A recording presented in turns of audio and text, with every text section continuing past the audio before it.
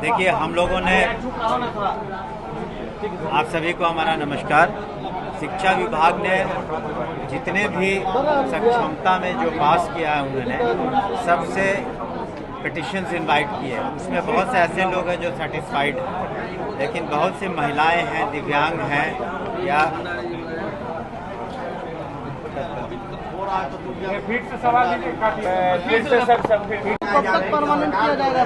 किसी साजिश के तहत विलम्ब कर रही है रिजल्ट जारी करना। देखिए, जो परीक्षा हुई है, हम लोगों ने भी जो परीक्षा कंडक्ट कराया गया है उनसे भी अनुरोध किया है। डिपार्टमेंट परीक्षा नहीं कमीशन कराता, तो उसमें जो परीक्षा की गई, हमें उम्मीद है कि हमें आश्वासन दिया गया है कि बहुत जल्दी रिजल्ट आ जाएगा। अब तक लिए आपने जो पूर्व में भी जो परीक्षाएं हुई हैं उसका भी आप उल्लेख कर सकते हैं कि उसमें कहीं भी किसी तरह की गड़बड़ी नहीं है और ना ही किसी तरह का आरोप लगे हैं। तो ये तो आरोप लगाना कि वहाँ गड़बड़ी हो रही है, मेरे ख्याल से बेबुनियाद बातें हैं।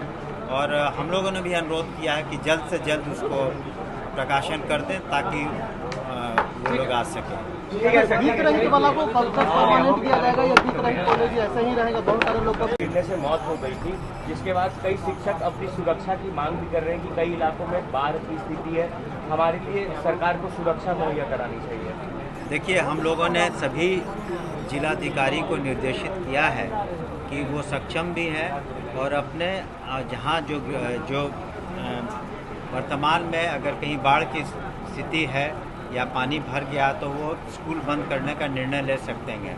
आपने खुद भी देखा होगा कि पटना ज़िले में पटना के डिस्ट्रिक्ट मजिस्ट्रेट ने कुछ इलाके में स्कूल बंद कर दिए हैं।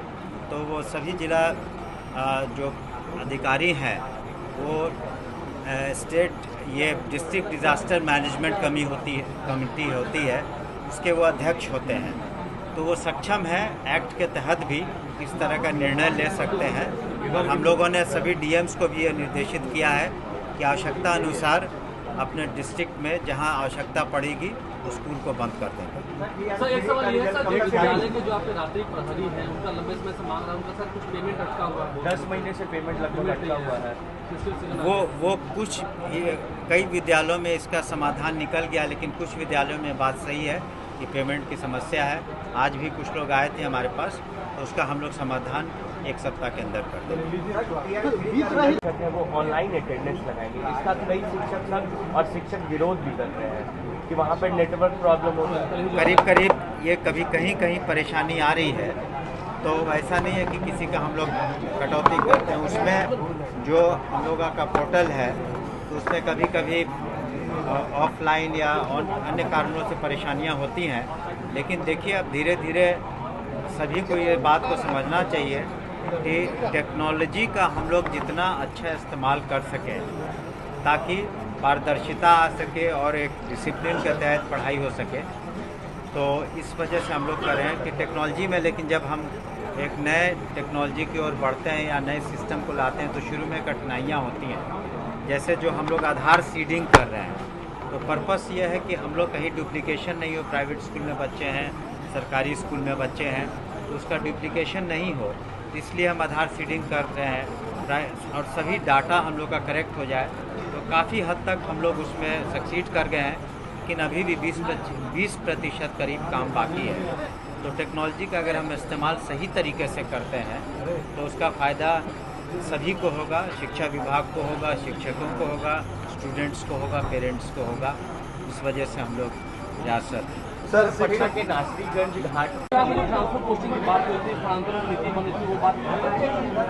आप सभी को नमस्कार। शिक्षा विभाग ने करीब वो जो पॉलिसी है जिसमें हम लोगों ने काफ़ी उदारता से इस बात का निर्णय लिया है कि जो भी महिलाएं हैं, दिव्यांग हैं या पति पत्नी हैं या कोई विशेष परिस्थिति है में उनको असहज महसूस कर रहे हैं, तो वो अपना पोर्टल पर अपना पिटिशन्स अपलोड कर दें। और हम लोग को भी अगर नहीं पोर्टल पर दिक्कत होती है तो फिजिकल पिटिशन भी विभाग में दे दें। और करीब तैयारी हो गई है और हमें लगता है कि एक सप्ताह के अंदर या 10 दिन हो सकता लगे, उसमें हम लोग अप्रूवल करके फिर उसको प्रोसेस करने में जो वक्त लगे, 1 सप्ताह 2 सप्ताह जो लगे, हमें उम्मीद है इस महीने के अंत तक, इस महीने नहीं, सितंबर माह के अंत तक हम लोग सारे निर्णय ले लेंगे।